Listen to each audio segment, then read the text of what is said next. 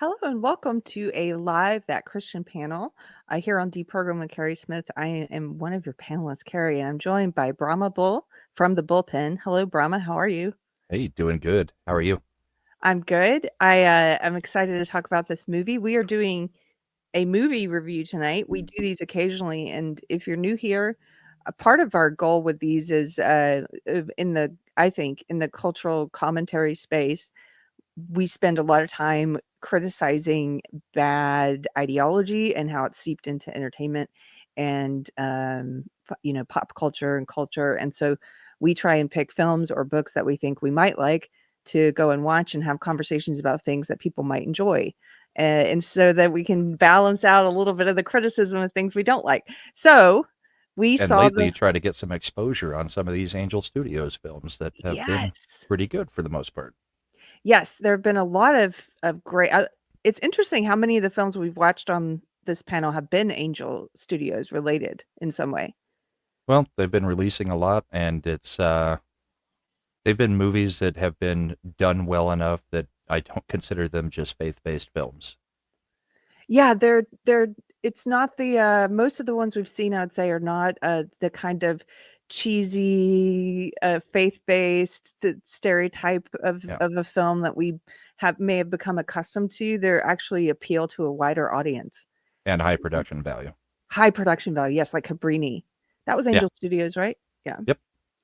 So this week in theaters now, there is a film called Bonhoeffer. It is a historical drama about Dietrich Bonhoeffer. And why don't we start with just showing the trailer for anyone who's not familiar with it? Yeah. And also Odin from OMB Reviews is going to be joining us shortly. So we can go ahead and show the Putting the trailer. kids to bed.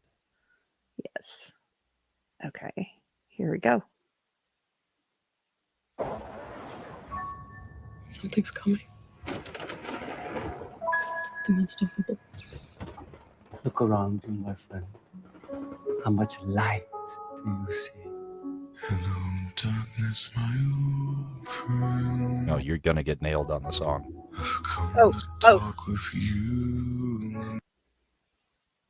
Oh no. Does it play the song throughout the whole thing? Probably it's a trailer, but it'll show the beats of the movie. Let me see if it's still playing it. Damn it. Sorry.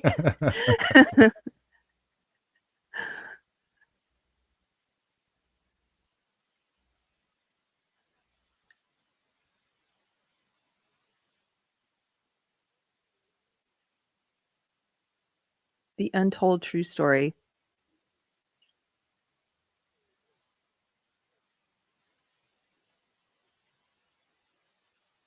While we're watching the trailer with no sound, unfortunately, because they have a song playing that might get us a copyright strike. Nomo's asking, is a spoiler alert required? If so, I've got to tune out. Oh, yes. We're going to talk about Yeah. the movie. So with all of our movie discussions, obviously, if you don't want to be spoiled, then you should wait and watch the discussion afterwards. So sorry about that, Nomo.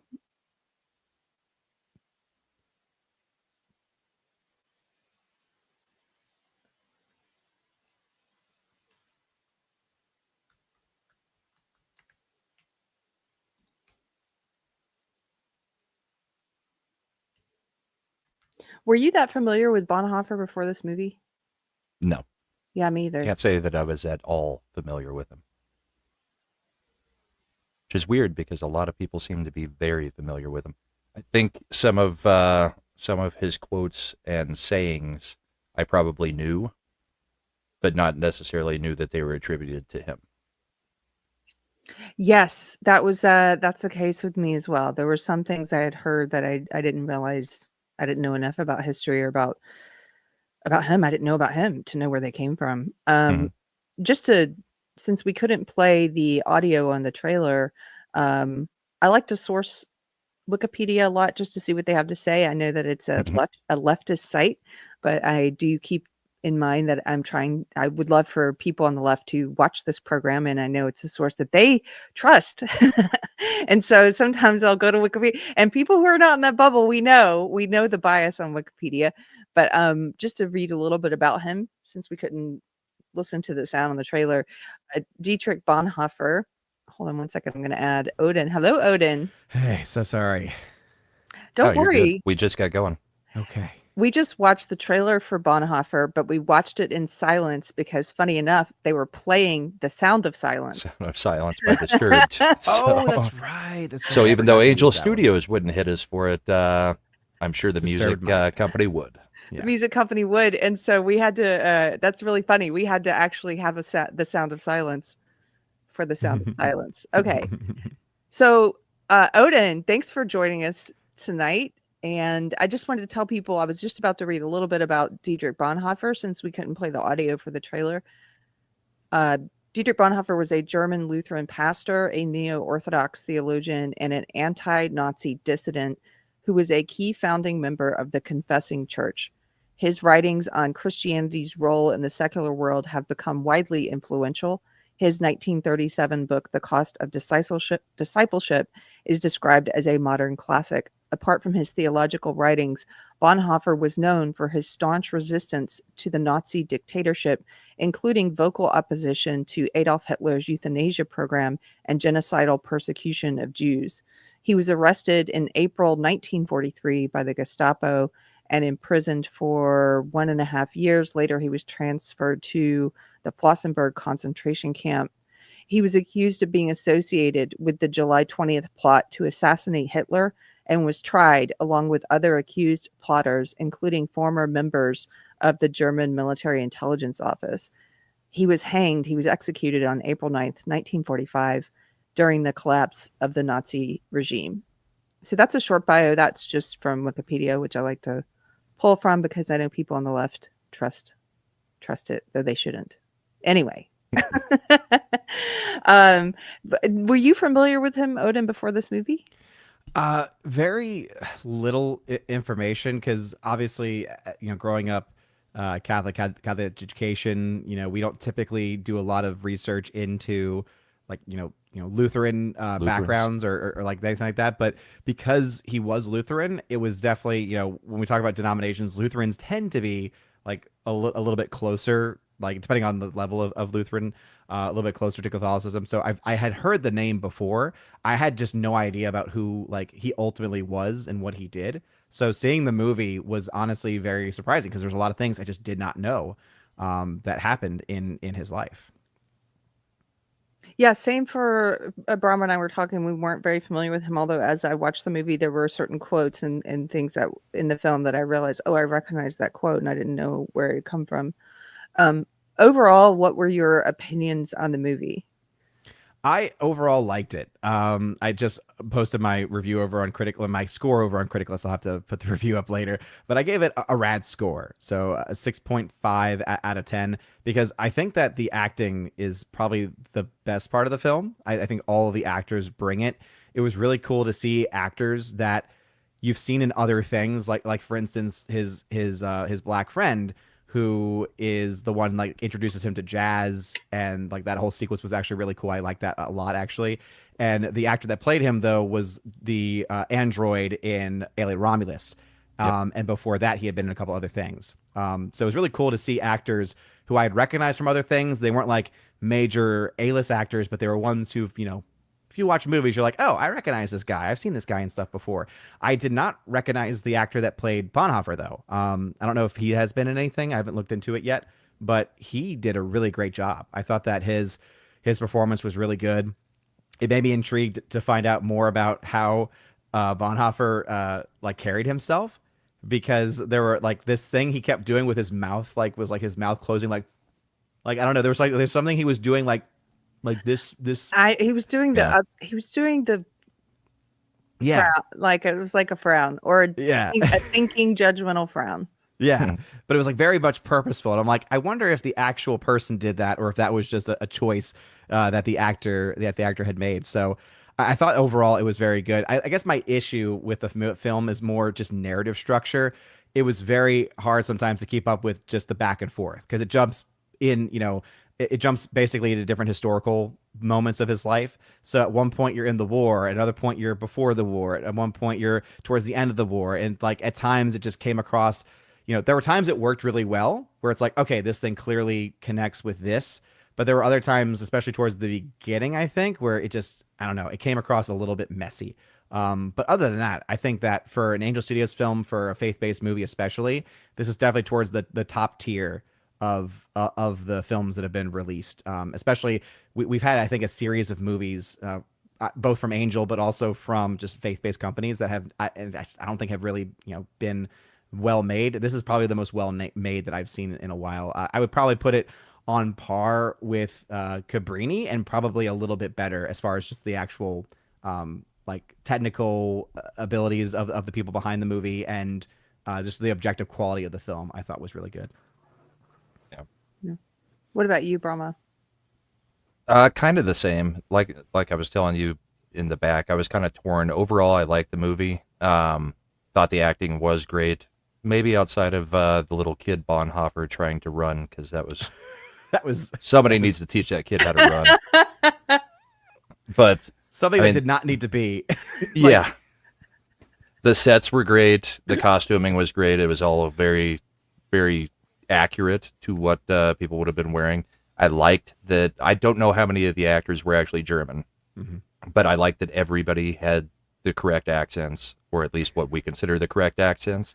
Attention to detail there. I thought the movie overall was good. I had the same problems that Odin did with the timeline. And there were some historical inaccuracies, I think, that are a little bit, hard to overlook. One being that Bonhoeffer was put in jail for like 2 years before the assassination plot. That's where he did the majority of his writing. The movie does not really address that. They don't have him go to jail until after the plot fails. I also did not like that they kind of didn't delve into any of his time as a spy. So, the movie is called Bonhoeffer, and then it's got, what's the rest of the title? Pastor, spy, assassin. Mm-hmm. There is nothing that is really assassin other than he helps kind of coordinate. He does go undercover as a spy for a little bit, but they really don't show that for more than like a scene in the movie. Yeah, very quick. So it's basically Bonhoeffer, pastor. And I don't know how effective it's going to be at getting a message to anybody who's not really already Christian, because it was a bit preachy. My kind of takeaway was that the movie was a message to the current church. Kind of like Bonhoeffer's message at the time was to his current church about the things that are going on in the world around him. And specifically at the end of the movie, they are talking about the rise of anti-Semitism in 2023, 2024. So I don't know that it does a great job as a historical drama as much as it does as a kind of a teaching movie meant to a specific target. And I don't know how effective that is for Angel Studios to start getting into that specifically. So, but overall, I thought the movie was good. Yeah. To your point, I might be about to say what you're about to say, Odin. You go first. Yeah. No, you go ahead. Well, I also enjoyed the film. And as a movie, I thought I would say it's a good movie. You should go see it in theaters. As with the other Angel Studios films we've watched, the production values are great. As you said, the costuming is great. As a movie, I think it's good, but I had some minor criticisms. One is the text that they put on the screen at the end of the film that you're mentioning, where they are talking about the rise of anti-Semitism in 2023. And I don't need that editorializing. So it felt to me you're being too heavy-handed in preaching, because if you're not able to draw some of these conclusions yourself, then the film failed. If you're not able to draw parallels to cowardice in the church today, to many different things, not just anti-Semitism, but also to, I would say, cowardice in the church during the COVID years, to authoritarianism in general, to the woke left, the rise of the woke authoritarian left. If you're not able to draw those parallels, then the film would have failed. So why put that in there? Why tell us what to think at the end? I didn't like that. Yeah. And kind of like going off of that, I thought that like some of the text at the end was okay because it gave us some important historical information. But like once it went to the anti-Semitism stuff, that's when to me I was like, what? Yeah. I was like why? Like again, not that it's like I'm at all supporting it, because it's obviously a terrible thing. But at the same time, it's like, first off, like, why are you making this like random connection like to the ADL and to stuff like it, in many ways, like that kind of colored the movie a little bit differently for me, because it made me think, okay, if this was actually your goal, then everything you did was not to try to tell the story of Bonhoeffer, but rather to try to relitigate World War II. It's like that's been done countless times, and many times even better. Well, and that was the other thing about this movie is, as much as I thought it was well acted and enjoyed it, I never really felt a real connection to the character Bonhoeffer. I don't feel like they did a good job of explaining what was going on in his life. They showed scenes through his life. They didn't give me any connection to somebody, you know, for as revered a man as he is. I did not get that out of the movie. Well, here's one of my other criticisms, and this is where I will differ from you on one minor point, Odin. I didn't like the actor who played Bonhoeffer. I thought he was way smug, and maybe that's because he looks like someone I know who's super smug. But and my husband too, we were both like, oh. Didn't like him, and then he was playing a German, so you know. Yeah, but I was trying to separate it, but I just was like, his character wouldn't see that facial thing you were talking about. That really bothered me. I'm like, why is he so arrogant? and so and so maybe because I felt that way about the actor, I didn't feel that deep connection to him either in a movie like this. Again, overall, think it's a good film that people should go see. But I didn't feel that deep connection to him, and I wasn't as moved as I think I should be with a story about such important, weighty issues. I shed 2 tears. For me, that's low. So I sort of was like, whoa, maybe there was something missing in the emotional connection with the viewer in this movie. I did want to read a couple of super chats because they relate to what we're talking about. Thank you, Randy Wallen, for $5. Randy says, if you don't know anything about him before the film, you certainly don't know anything about him after the film. Do yourself a favor and read his work. Yeah, it made me want to read his work because I didn't know anything about him. Just like Cabrini made me want to look into. It's like we got an outline of his life. Yeah, and then also John Lewis says there's an excellent biography on Bonhoeffer that we read in seminary, so he suggests that. And then the final one I wanted to read, Randy, also for $10. Thanks, Randy. Says, weak film, very little depth, too many contrived metaphors because he didn't play piano in a black club. His school wasn't burned. The threat against Hitler was not the one that he was ultimately hanged for. So there, he's saying that there are some historical inaccuracies in it as well. Yeah. And that's like a double-edged sword because every film that is a historical piece is like, I can't think of one that has not gone unscathed in the taking liberties with the story in some way. But it's still a legitimate criticism to have. And just going back to what you had mentioned about the acting, I definitely think that a point that could be made there is like, while I do think he was a good actor, I think that you're completely correct in that he did not convey any emotion that would make you like empathize or that you would like connect with. And so like, whereas I thought he acted well, that doesn't mean that his character was written well. And I think that again, I go back to, I think that the issue was more the story, the writing versus the actual like actor himself. Because I thought the actor did everything he could with the stuff he was given, but the stuff he was given was definitely not enough to make you really care for him all that much. One note about the scene with if that is a historical inaccuracy, as Randy says, about how he didn't play piano in Black Club. My husband, who's a musician, was sitting next to me, and I looked at him during that scene, and he was like having a conniption. And then afterwards, he's like, "That's not how it works." He goes into the club. He's like, "I've never heard this music before. What is this? I don't know what jazz is. I've played piano all my life, and I've never heard it played like this."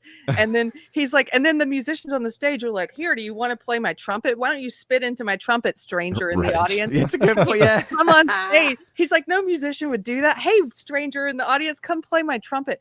Hey, come play the piano." And then he gets up there and he's like, "What is this?" And then suddenly he's like, "Now I know how to play jazz piano."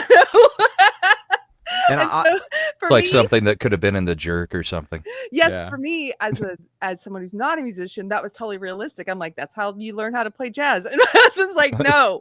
The good point there too, because I was honestly scratching my head because I was like, wait, did I forget the moment that he met the guy on stage? Because the guy on stage was acting like they were friends. And I was Yeah. like, but I don't think they've met before. We haven't met so before.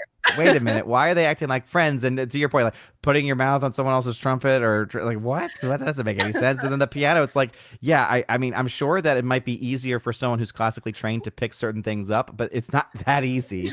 Because also like they jump to like another scene and he's just like, now he's all into jazz piano and he's just doing it. I'm like, what? Yeah, he's on the stage by himself playing piano and singing at the club. Yeah, I mean, again, as the common man, it doesn't bother me that much because I understand. Look, for the purposes of the film, if Randy's saying he didn't even play piano there, then that's a huge. Well, they stretch. made it a pretty But I big thought part they of the were- movie. Yeah, I thought they were incorporating something real, and the way that you do montages, kind of showing you, hey, we're going to encapsulate this in one scene where now he plays jazz. But that was just a funny nitpick from a musician who's like, stop it. It wasn't just the one scene. It was the scene where he does that. There's the scene later where he's playing by himself. There's the scene when he goes back home to Germany and plays them jazz music, and they're all like, yeah, we don't like this.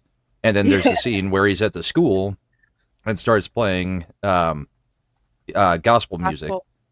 Yeah. But it's American South gospel music for the most part, the style.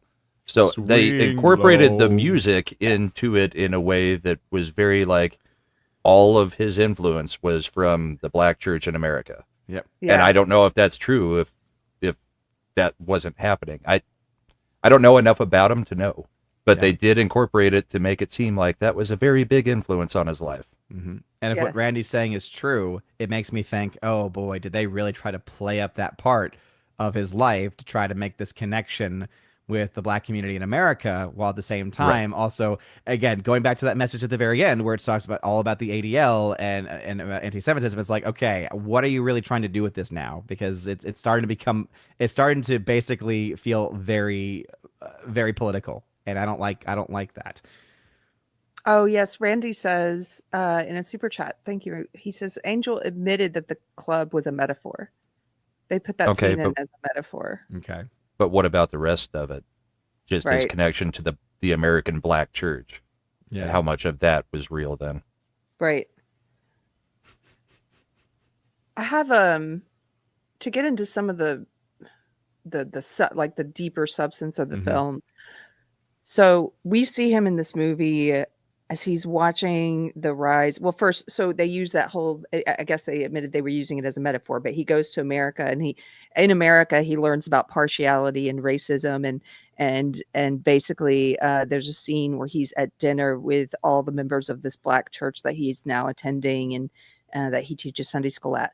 And they tell him, we invited you to this dinner for a reason. Like, there's a reason we invited you here, not just for the good food. Like, we think that basically the message is your faith requires action on certain issues, on issues that are of importance and are evil in the world, that it requires action.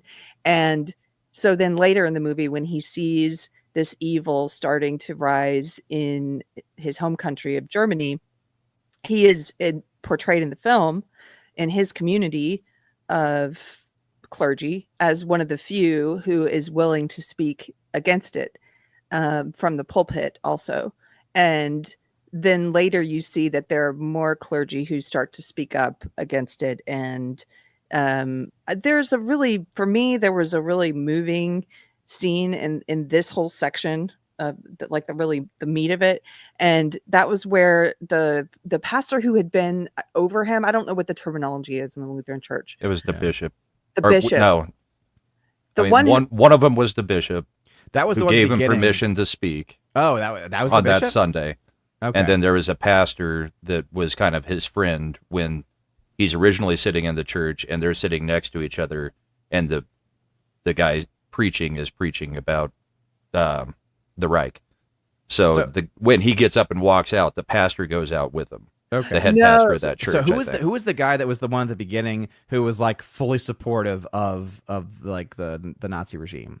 That's what I'm talking about. I think that was the bishop. Oh, that bishop. Okay, because that was not the same guy that gave him permission to speak. No. I think the bishops changed at some point. I'm not sure. That was his friend. What? Oh, this is funny. We're so confused. The way I remember it, so there's one guy who was above him who was supportive of, and he was basically saying there's a time to be quiet and you should be Mhm. quiet on this. And then later in the film, that guy has a change of heart and Yeah. he ends up giving his own sermon from the pulpit right in front of this Gestapo unit or something, and basically telling them to their faces, this is not your house and Hitler's not God. And this Aryan Bible is, he's criticizing the Aryan Bible that Hitler put Mhm. out. Yeah, And I that thought was the that scene lead was very pastor. moving. Yeah, lead pastor. Well, That makes more that sense. to me was like, this is someone speaking truth. This is Mhm. someone speaking, and Bonhoeffer's scene too, where he also spoke truth in the pulpit, was moving. They were both very moving scenes, and that was the meat of the film to me, is to see a Christian saying, even when it's the unpopular thing to do, even when there are going to be consequences for doing it, I am commanded to speak God's truth. And so I don't know. I felt like that was the most moving part. Yeah. I mean, both of the pastors, well, Bonhoeffer's and the pastor's speech, I think were the two key scenes in the movie, because Bonhoeffer does it early on and puts a target on his back, but that's during the rise of Hitler. The other pastor does it at the height of Hitler's power, based on what I can tell from the, very weird chronology in this movie, trying to figure out when things are happening. But it seemed to have been years later.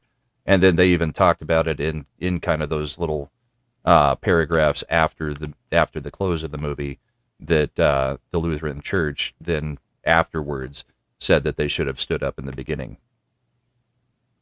Yes. So I think they were trying to show Bonhoeffer was the one standing up in the beginning during the rise, and the other pastor then finally decides to follow and knows what's going to happen to him when he does, because they come and arrest him that night. Are you looking up the name of the characters, Odin? No, I was checking Oh, in okay. I was checking in on my son. Sorry. Oh, sorry. Oh no, that's much more important. I thought you were trying to Because- set the record straight. Because I usually get him down, and then my wife has the second, we both have turns reading basically, and normally once she leaves, he asks for me to come back. So I was checking to see if he had asked for me to come back or not, and that he's not just waiting for me. So sorry. Aw, no worries. So one of my other criticisms, I guess, of the film, or not criticisms, but one of the things I thought of watching it was, how would a leftist perceive this film? And apparently I got it wrong, because I was thinking that the left is going to watch a movie like this and they're going to say, oh, the way to apply this to the modern day is that Trump is like Hitler and we need to speak truth to power because he's a literal fascist, and we need to, protest against him and try and honestly, what a lot of them are doing is calling for violence, political violence against him. And I thought that would be their takeaway when they look at it, very simple: Orange Man bad, Hitler's bad in this film, and then extrapolate everything to Trump. But you told me right before we started, Brahma, that that's not the response of some leftists, and this surprised me. Well, I just kind of looked up some of the Rotten Tomatoes reviews, and yeah, what they seem to be going with is Christian nationalism. You have to denounce Christian nationalism. This is so weird. They say, this is the one you sent me, and I've got a couple of them pulled up here. This is one of the Rotten Tomatoes reviews. It says, review: Bonhoeffer, Pastor Spy Assassin, starring Jonas Dassler, et cetera, et cetera, et cetera. Oh, that's the name of the movie. Here we go. So what this woman is saying is that there's a danger in the film, that the film will basically give credit to Christian nationalists and to Christians in general for opposing Nazis, and that Christians don't get that credit or something. Is that how you read this? Scroll back up just a little bit where it Okay. says, who is it culturally relevant to, or something like that. Cultural audience will appeal mainly to people who are interested in World War II era historical dramas and faith-based films, but this heavy-handed movie distorts facts and to make it look like Christianity was a driving force for the anti-Nazi movement. What? This is just not the take I expected. That doesn't make any sense either, because No. there's nothing about the film that's a promotion of like Christian nationalism. For one, like I just don't get that. Like it's nonsense. Whenever they put those words together, I'm just like, shut up. And then with this one, it's like, well, is it not true that the Christians of many denominations were the most vocal opponents because they were the ones most willing to actually put themselves out there? I'm pretty sure I remember it was mostly churches that were the ones harboring Jews and protecting them. It's like, I'm sorry. I don't know where this person learned history. It must have been from some nonsensical university. But yeah, I mean the story that's being told in the movie is how captured the German church was. Mm-hmm. He was desperately trying to get the other branches of the church in other countries to try to step up and denounce what was happening in the German church. It was criticizing the silence of the church and showing accurately that there were Christians saying that no, who, you know, even when it was unpopular, saying no, the thing to do is to speak truth to power, but overall that the church was remaining silent for far too long. Right. So if this critic is saying that it was heavy-handed in making it look like Christianity was the driving force for the anti-Nazi movement, no, it was a criticism that the church went along with Nazism way too easily. The church got captured. The whole movie is about trying to get back out of that and to save the church and Germany. But Christianity wasn't the driving force. The moral of this story was the church was captured way too easily. And people needed to speak up. Yes, exactly. It wasn't like, hey, Christians saved the day. Here, look at this. Here's another one. Stop taking Bonhoeffer's name in vain, say his relatives and scholars warn Project 2025. And Eric Metaxas, it says, scholars and family members of the famed theologian worry that conservatives will use a new Bonhoeffer movie to promote Christian nationalism and political violence. Yeah. We're going to use the pacifist to promote political violence. It was the exact opposite. The film was against political violence and national socialism. I don't know. This one just, I haven't really sat with it long because we were just looking at it before we started, but it's just a weird reversal in criticism, in my opinion. Well, and Christian nationalism is quickly just becoming another boogeyman phrase from the left. Yeah, it's become a boogeyman phrase, but what's interesting to me is lately I am seeing a slight rise in people who are claiming that phrase and also going much further into places of claiming fascism and declaring themselves fascists. I've seen some of this online, not anywhere like as large scale as what the left tries to make it out to be. And I think the danger is that because the left has done such such a job for the past 10 years or longer of trying to paint everyone as a fascist, anyone who's not a communist or not a woke Marxist as a fascist, and calling everyone a Christian nationalist and calling everyone all these things, that now that you see actual fascists rising up and saying like, hey, I claim fascism, it's like, what are we supposed to call them? Right. Because I don't know about you, but I've been getting some backlash from people online who are like, hey, anytime you use that word, you're just behaving like what the woke left and calling everyone that. No, I'm not. I only use it when it is appropriate and accurate.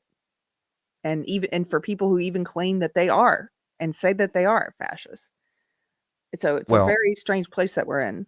And a lot of what we see being called Christian nationalism, I'm not even sure that it's necessarily a bad thing to be Christian nationalist based on what it's not establishing a theocracy. Right. It's the use of your religious beliefs to influence the political side of things. And everybody does that, whether it's your Christian beliefs, your Muslim beliefs, or your atheist beliefs. Everybody's trying to use their beliefs to influence politics. So I guess what I'm saying is that it's become the boogeyman thing because it's Christians doing it. Oh, we're going to have, the 80s and 90s all over again with the satanic panic, that kind of stuff. Yes. That's adding some guardrails to the system is not necessarily making it a theocracy. Getting it's back to moralism, having some moral code for a country and having it ingrained in the fabric of the country is good for the country. yes, it depends on how you define the term. And much like Correct. a lot of Because other you don't want to things go today. into the Groypers area. Right. We're in a place where you have to almost anytime anybody labels themselves as anything these days, I have to ask them what they mean by that because the left has done such a great job of destroying the meaning of words and creating new definitions and now there's a portion of the fringe right that's doing the same thing. And so I have to ask people now, well, when you say you're this, what does that mean? Like Right. to you because I don't even know anymore. And so depending on how you define it, as you just defined it, absolutely no problem with that. Yeah. How other people are using it to label themselves, it depends. Like the Groypers, as you said, the way they use the phrase. No, I do not agree with what they're talking about. Right. So Neither do I, obviously. yeah. So Odin, when you left, we were just talking about, I'm going to put this back up for 1 second in case you have a comment about it. This was another article that we saw that says, stop taking Bonhoeffer's name in vain. His relatives and scholars warn Project 2025. Scholars and family members of the famed theologian worry that conservatives will use the new Bonhoeffer movie to promote Christian nationalism and political violence. Political violence. It's the opposite message of the film. Yeah. Even that moment where Bonhoeffer finally like turns a corner a bit and embraces that quote assassin part of the title, which again is such a minimal part of the movie. It honestly, to me, and this is one of the criticisms of the movie, it felt very unnatural. It just didn't make sense. Because I was like, wait a minute, this guy has been speaking in such a way for so long, and now all of a sudden he's just giving in to that. And there was a quote in there that was very troubling because I've heard a lot of Christians try to use this. I've got the quote. Yeah, is it the one where it's about like sometimes To defeat the father of lies is Yeah. to lie better than he does. Yes. Oh. And that was a moment where I was like, no, that's not how that works. If you try to out Satan, he's gonna win. Because the context of it was in order to get in with the Nazis, he was going to have to pledge allegiance to the Fuhrer. Yes, but again, which would have been a lie. So I mean, that was the context of it, but the theology of it, no. Yeah. And the problem is like people will use those as a reason to justify their actions, and it's like, I'm sorry, it's pretty clear, thou shalt not bear false witness, and so it's like that to me was one where I've heard people use that before. I've heard, or people at least use that kind of logic before, and it's a very broken logic, and especially with the film and how it was presented, it just felt very unnatural. Did not feel like it worked with what had been established by that character. And also, it just reminded me. So remember how he had that like little book? Was that supposed to be? It was supposed to be his Bible, right? Mm-hmm. Right. But he kept writing in it, and I know that you can write in your Bible, but it's like he was like taking notes. He was like writing out things, like a diary or a journal. Yeah, diary. Yeah, I'd never really heard of a Bible diary, I guess, in that capacity. But then, like with the book, it mentions, he's got these copious writings, but it's like the only writing that we really see him do is in this, and I can't believe that there are volumes of writings all within this little tiny like Bible that he also happens to be writing in. It's like, wait a minute. So that was, again, they could have done a better job conveying how he was a writer. Whereas the only moments that I felt like they really did that was with him in the jail cell with the Bible, writing in it, taking notes and stuff. And I was just like, I don't get it. Which is when he wrote in his 2 years of imprisonment. Yeah. But not with that little thing. There's no way. No way you're getting copious volumes with what he had. Yeah, they sort of used that. It seemed like that was their method of getting into the flashbacks. And like you guys, I also felt that it jumped around a little too much. It should have been linear. It would have been better if it were linear, I think. But every time he would write in his diary, which was also his Bible, he would write like a memory, and then you would jump into the memory. Mm-hmm. And he was recording these parts of his past. I think it would have been better if they had just tried to keep it linear and maybe spent a little more time on the portions that you mentioned in the movie poster, Brahma, like the assassin and spy part of it. I was very interested in learning about that. I have something here from Angel Studios where they're kind of like Randy said, talking about what was fictionalized in the film. So this might help some people who have questions. Well, What? since you mentioned the movie poster, Yeah. I do have a major problem with that. What's the problem? He's holding a freaking gun in the movie poster. Wait, what? I didn't Did even you not notice that? It's in his right hand. They act like he was, some religious zealot. I mean, the movie poster makes you think that he was some religious zealot that was going on a, Nazi hunt to go kill Hitler himself. When they call it spy assassin, right? I'm glad that you They brought put a that up. gun in his hand. I'm glad that you brought that up because now I would not be surprised that the people writing these reviews about Christian nationalism didn't watch the movie and just saw the poster. Yeah, that is a possibility. Because you what could Randy absolutely make said. that conclusion on the poster alone. Like that you can make a conclusion with. Man. Yeah. And Wait a minute. the only time that I can think that you could kind of link it to, Christians were the main rise of anti-Nazism was when they showed Churchill after he had penned the letter in the newspaper in London, and Churchill's wife or whoever it was like, well, he just had the balls to say what you guys wouldn't. But that's the only real time it's, anybody's like moved to action that would have actually been taking action. The rest of the time he's addressing the church. Yes. But the gun in his hand on the poster, that one. I didn't even notice that, and I created the thumbnail art. Look at the gun. Look at the gun. What is that about? He doesn't have a gun in the movie. Not once. This reminds Nor me does of, he commit any actual acts of violence in the movie. No. This reminds me of the original poster art for Troll 2, where there was a werewolf on the cover, and there's no werewolf in the movie. Yeah, it's kind of like they were trying to make it seem like it was a retelling of Valkyrie, the other Hitler assassination plot. And I don't even know that those were the same plots. I think because Bonhoeffer did not get hung for the plot that he was supposedly a part of. He got hung for a separate plot that he was wrapped into, from my understanding of it.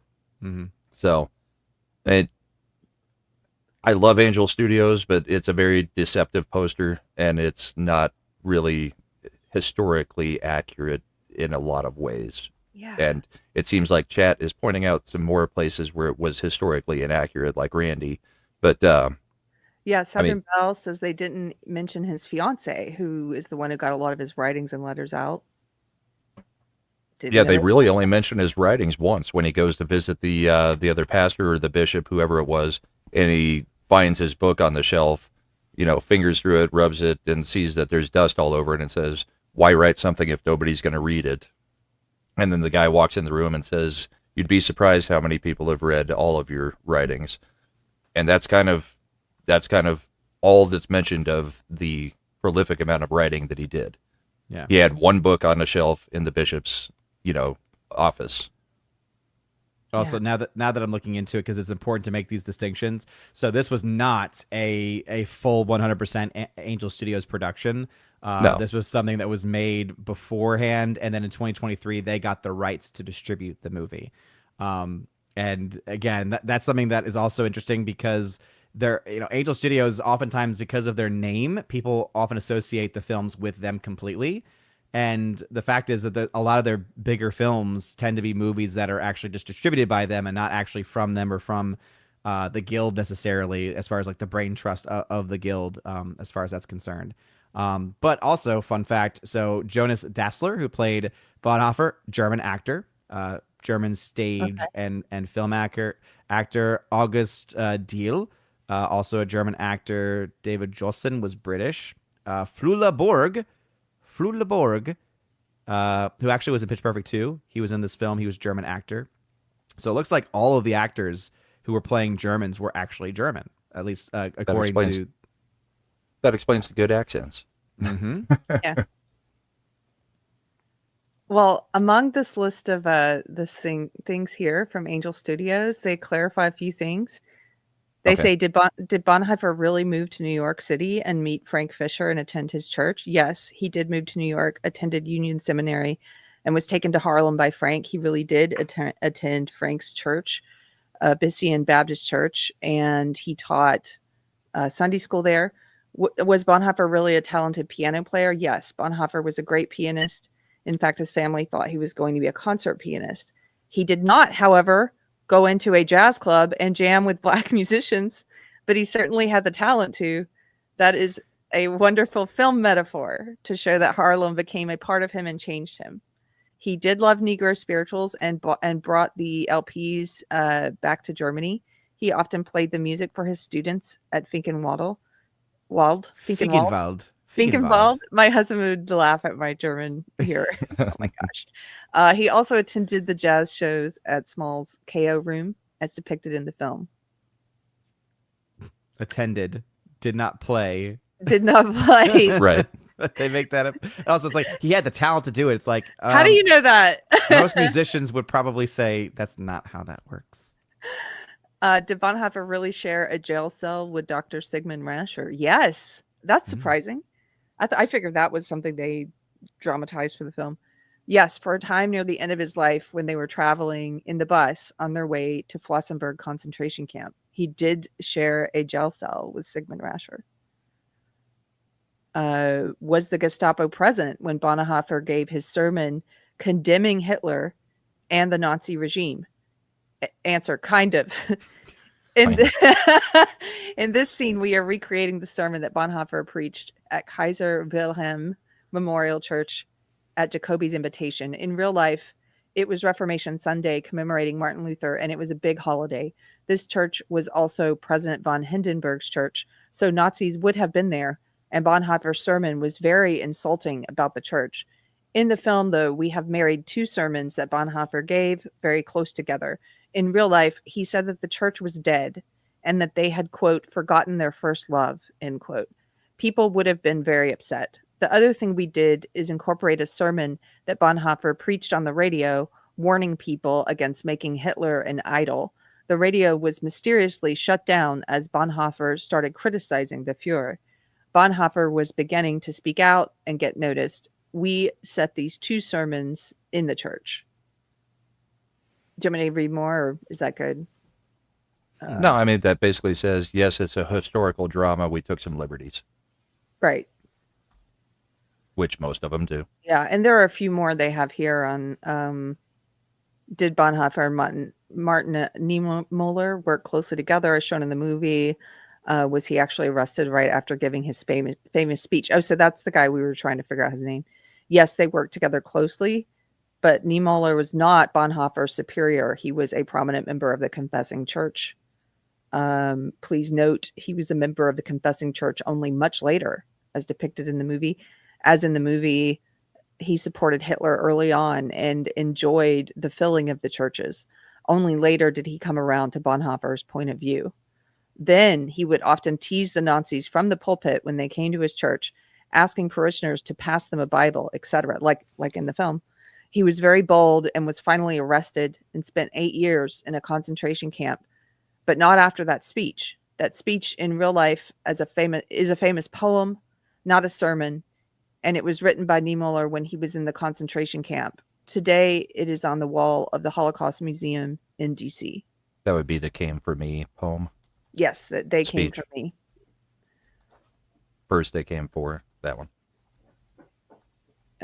Was Bonhoeffer's brother-in-law Hans actually involved in plotting Hitler's assassination? Yes, he was very much involved in all the resistance, and he was pretty high up in the German military. He was also very close to Bonhoeffer and felt he could confide anything to him. Did Bonhoeffer actually go to England to convince Bishop Bell and the church to speak out against Hitler? Yes, but not exactly the way that we show it. This scene is covering a lot of factual ground. Bonhoeffer was stirring things up in Germany. His sermons and writings made lots of enemies. Plus, he had spoken out about Hitler on the radio program right after Hitler got elected and was fighting the new Reich Church, unwilling to bow to all of its heresies. It is true that Bonhoeffer knew Bell and became close to him. He would meet Bell occasionally and feed him information, which Bell would then share with people high up in the government about what was really happening in Germany. In 1934, Bell had a document, the Barmen Declaration, printed in the London Times. This was mostly written by Karl Barth. So in our scene, we made the document a combination of two works that Bonhoeffer wrote that caused a stir: the essay on the Jewish question and the Bethel Confession. We also paraphrased 1 or 2 sentences from the Barman Declaration. And then they say, no, Winston Churchill did not read the church's condemnation of the Nazis in the newspaper. Okay. I think that's enough of some of those clarifications. That was a scene that really did not need to be needed then. It was like, oh, let's just throw Right. Churchill into the movie. It's like, no, or maybe don't if he didn't actually have Yeah. the connection. How was it this movie? Somebody pointed out in the chat, this movie was 2.5 hours long. It was a rather long film. And in all of that length, though, like we said, I felt like that I don't know, I didn't get a good emotional connection to him, and that there was a lot that was left out. But with a film that's so long, I can't really recollect, like, what was it filled with? They spent a lot of time before anything actually happened. Oh, with him when he was a little kid and his brother and everything. Little kid, his brother, then going over to America before anything with the German church really starts. Right. I mean, you had a good hour of, just back information before you got into what was actually going on in Germany right then that he was actually fighting against. Yeah. So I think it's an hour 20 before you really get into any of the stuff that is described in the name of the film, Pastor, Spy, Assassin. They could have summarized some of that. They could have made that shorter. Like him going to the hotel and learning about racist discrimination against his friend and learning about racism. I mean, That scene. Yeah. yeah, Right. I don't think that was necessary to convey that he knew about racism in America. It was just a long sort of, let's show it, Yeah. Well, and really his childhood was just to get the through line of the strawberry. Which I didn't like the strawberry thing either. I know it sounds they like I bring didn't it up like 3 this different movie, but I times. did. It's just that I did like this movie. Don't get my criticisms wrong. It's just that I had some, it could have been more I streamlined. will say the more I think about it and talk about it, the less I like it, to be perfectly honest. Well, that's why I was saying. That's why I was saying in my review I was torn. Overall, I enjoyed the movie, but I had a lot of nitpicks about it. Yes. And yeah, there were a few things, and like the poster is not part of the movie, but the poster really bothered me. That's funny because Cynthia Carter says, nothing in this conversation is making me want to go see this movie. That's too bad. I think if you don't know anything about Bonhoeffer, it gives you a starting place to go learn something about Bonhoeffer. If you know something about Bonhoeffer, like a few people in the chat, they didn't seem to like the movie at all. Yeah. Yeah, the people who knew something didn't seem to like it. So let me say this to include some positive things, since we're mostly including criticism now. I would still suggest you go see it. It is a beautiful film, and as I mentioned before, the set design, the costuming, it's a historical drama, all of that. I love. If you like the event, the activity of going to the movies to see a movie that's well done, I think you'll have a good time, like for a date night or something. This is a great historical drama, but there are some nitpicks with it and with how it could have been even better. So I'll put it. And some of my nitpicking is just because historical dramas are not typically my type of movies to go watch. Yeah. I find them a little bit dull. Yeah. It's one of those things where, as I was watching the film, because I did not have a lot of knowledge of his background, I found myself enjoying parts of it. But I think I even had a moment of clarity when he was playing in the club, and I was just like, if this is true, that's pretty cool. But if it isn't, Right. So it's like almost like I wonder if this is actually true, because if this is not and they're just putting it in here, I don't like that. So turns out, yep, it didn't actually happen. They just put it in. And I probably should state, I did get a screener from them to watch this. Yeah. It also shows us that we're not paid shills either. So yeah, Which we appreciate getting the screeners so that we can do. do these. So I will go to see I liked seeing it in the theater, and I'll go see all of them, and you should go see it, because the other thing is, overall, I like what Angel Studios is doing. I like that they're putting out positive films with a positive message, and that they're not putting out woke propaganda. I like that they're doing films about like universal values, and they're doing films about loyal integrity, family, things that matter. And so This would be one that I would suggest. I would say, because I got a screener for a film that's not yet come out. It's coming out into the 20th, and I just double checked to make sure the embargo was lifted. But Homestead, which is like an end of the world type movie, and though it is not perfect, I would say I think it's much more entertaining than this movie. So I saw the trailer for it before this one. You saw it already? Yes. Yeah, I was able to get a screener for that one. I enjoy that one a lot more than this one. I would still say that they're probably like score-wise very similar, but there's a lot more entertainment value to Homestead. So I think more people will find that one fun or entertaining. If they are either not a fan of this one or not thinking about going to see this one or wanting to support Angel Studios in some way, Homestead might be a better one for So it is another Angel Studios, though? Yeah. Okay. I'm very excited. Maybe we could make that one a review that we do as well too. So you guys, if you want to, let's just say we're probably going to do Homestead at some point. Go and watch it. It's in theaters now. If you want to support Angel Studios, and this movie that we've seen, Bonhoeffer, is in theaters now, and it was a good. And we were not the only. I saw somebody in the chat says KB said he was the only one in his theater watching it. Fortunately for us, there were several people in our theater, so that was cool. It was up against Wicked. So that was cool to see people turned out for the historical drama. Yeah, Ron Copperman, Angel Studios is making a dent in Hollywood. Mm-hmm. And I think Homestead, the one coming out, is one that actually was closer to home, as far as like Angel Studios' involvement in that being concerned. Okay. Yeah. More like production rather than just distribution. Mm-hmm. And then Neil McDonough is in it. And okay. Yeah. I like Neil. Yeah, he's a good guy. Southern Belle for $5. Thank you. Says Bonhoeffer spoke out against Adolf Hitler 2 days after his election. First, I thought that was a curse word that was being blanked out. So I was like, against. Oh, okay. Isn't it weird how we're just breaking all the YouTube rules, and chat isn't able to because you're not allowed to type that word. Well, I thought it was like a-hole Hitler, and I was like, oh, right. Good on you. Isn't it weird that they censor things in history that we should probably know about and be prepared for? And it's like, no, you can't type those words. And I just think that's such a backwards way of dealing with evil. Yeah. Anyway. Well, that's all I really have to say about it. I think everybody should go see it. You guys have anything you wanted to add? As negative as we sounded, I did enjoy watching the movie. Yeah. It was not a boring movie, although it does take a little bit to get going. Mm-hmm. It does tell the story in a roundabout way. I mean, like I said, it's kind of an outline of his life, it seemed to me, and it would have been better in a linear setting, like we talked about. The skipping around got a little bit discombobulating, trying to figure out where in the timeline you were. So, but overall, 6.5, 7, sure. Over the course of our conversations, my score has dropped from the rad range. You got to go drop it on Criticless. It's a decent. Yeah, it's a decent now. So I'm like at 5.5 out of 10.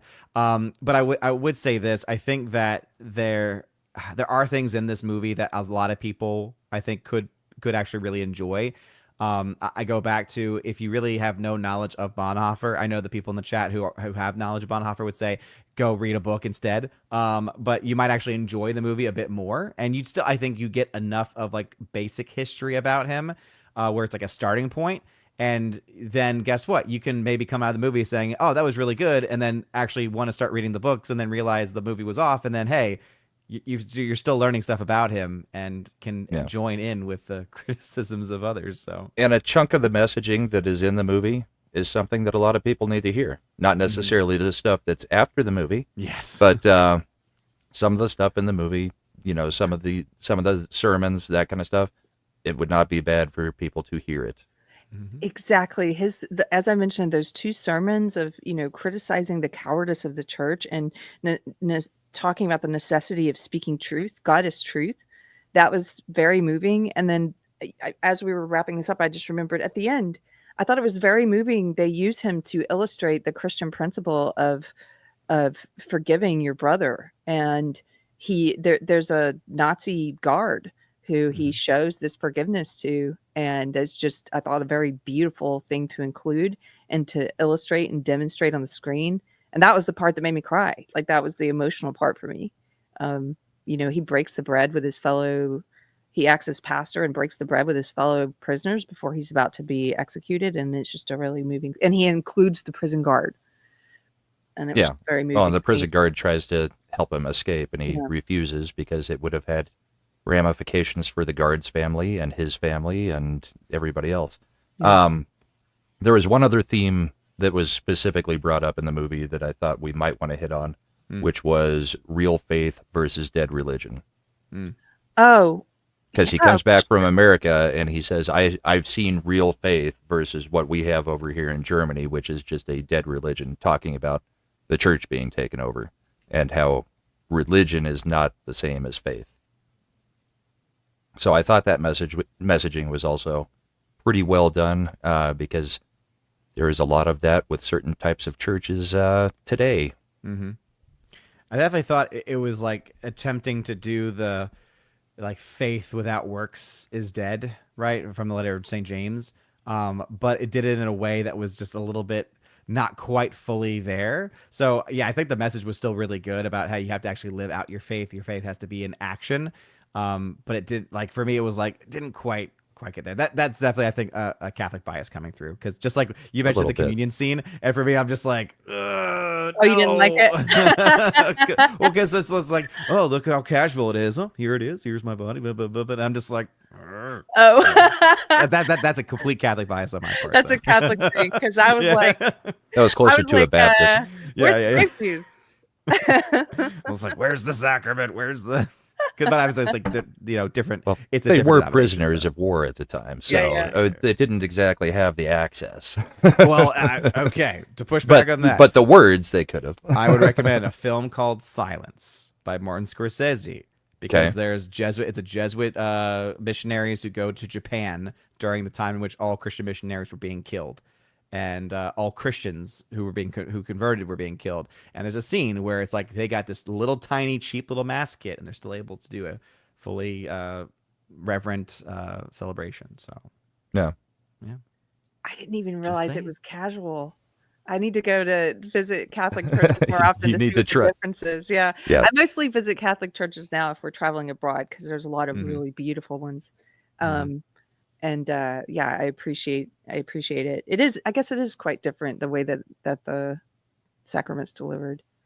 So a couple more people in the chat.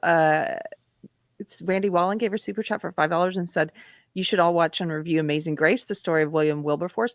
Randy, thank you for suggesting this, and thank you for the super chat. We actually debated, since you've mentioned it before, watching that one this week, but because Bonhoeffer was in theaters, we figured we should talk about that one while it is timely.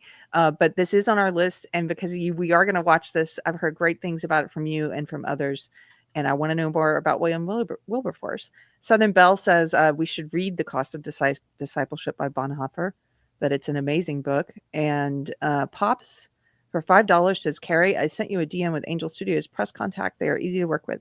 Oh, thank you so much. I think Michelle's been working. Yeah, she's been working with them on our behalf, and you probably already have a contact, right, Odin? Mm-hmm. That's very kind of you. Also, there's an amazing cast for Amazing Grace. So I had never heard of it, but my goodness, that cast. Who's in it? Michael Gambon, Albert Finney, Rufus Sewell, Kieran Hines, and then Jan Gruffeld. I can never say his name right, but he's been in a lot of things. You'll see them and be like, oh, I know him. Oh, okay. I'm looking forward to this. Yeah. Yeah, we're going to pick a date for that one, Randy, and we'll let everybody know. So thank you guys for joining us. Thank the two of you, especially with taking time away from your family tonight, Odin and your son. And Michelle just had to go off and go see Creed in concert. Yeah, with arms wide open. I could have given the concert here. I mean, come on. Yep. Michelle's off at a show tonight, and I know she was sad she couldn't be here. She wanted us to talk about this movie. So a high school dream to see Creed. We miss you, Michelle. We had different high school experiences. Were you not into Creed? Not really. Yeah, me either. I actually connected with her as a bit. I wouldn't say it was a high school dream of mine because I'm not really much of a concert person. But I was like, oh, respect, Creed. All right, yeah. I mean, we listened to it, but yeah, I was more into the Offspring and more actual hard rock, not Creed rock. I because I was an unbeliever for most of my young adulthood, wasn't into any of those bands. But recently, it was Nick Weiser who turned me on to Stryper, the Christian metal band. Metal. And I'd missed out on that entirely, and I really enjoy them now. I feel like I'm very late to the party. That's my Christian pop culture band that I'm into. Stryper, go and check them out. Okay, guys, we're going to let you go. If you haven't seen the film, go and see it. If you like this video, please consider leaving a comment or giving a like. Even if you didn't like it and you have comments that you want to leave or criticisms, let us know. And we appreciate you guys. And if you have suggestions for films or books that we should check out that you think we might like, let us know as well. I think that's it. You guys want to say what you have going on and where people can find you before we go? Go ahead. Yeah. Odin. Yeah, you can find me over at OMB Reviews on YouTube, Odyssey, Rumble, over on Twitter/X, over on the Twix. And yeah, that's pretty much it for me. Just still trying to recover my voice from last week. It's still not fully 100%, but getting a lot better. And doing some box office breakdowns this week, of course, as I always do. Thank you always for having me on. Always fun to have these discussions. Thank you for being here. I love having you here. Yeah. I was hoping you could tell me in your Catholic expertise, what's the name of this Jesus statue that I found? Is that the Sacred Heart of Jesus? Okay, I think that's it. I found this at an antique store. Okay. And I was like, oh, Odin's going to know. I bet there's a name for this. Does it have a crown around the heart and a sword potentially? Yes. Or a crown? Oh, I don't think it has a cross on top of the heart. Okay. Crown of thorns over the heart with a cross. That usually is the Sacred Heart. Oh, that might be what it is. It's hard to tell. Yeah. But that's what it is. Yeah. Yeah. I thought you might. Look, I was telling Brahma beforehand, this antique store had this. Usually statues, any kind of Catholic art or Christian art is it can be a pretty penny if you find it as an antique shop. But this Jesus was only $30 because he doesn't have any hands. So, so I have to get some doll hands. Where are his hands? And then I was joking that we're supposed to be the hands of God. Christians are called to do God's work, so it's okay. I just liked him, so that poor Jesus. Oh no! I couldn't leave him there in the shop for nobody to buy him. Brahma, what do you have going on? Yep. My channel's on Rumble and YouTube is Brahma Bull. And let's see, Saturday night I will be doing Bourbon and Boarding, where we talk about hockey. Sunday morning I've got the Bullpen with political discussion, and then you can catch me on Assassinate Art on Friday nights, and the rest of the time I'm usually on with Comics Division on his Monday and Thursday shows. So busy man. Staying busy. Yeah. Thank you for being here, Brahma. You guys go and check out the Bullpen if you haven't. It's a great political show, and I want to join you guys again soon. Okay, well, we appreciate you guys being here. Thank you for always. Have a great night, everybody. Take care. Bye-bye. Peace.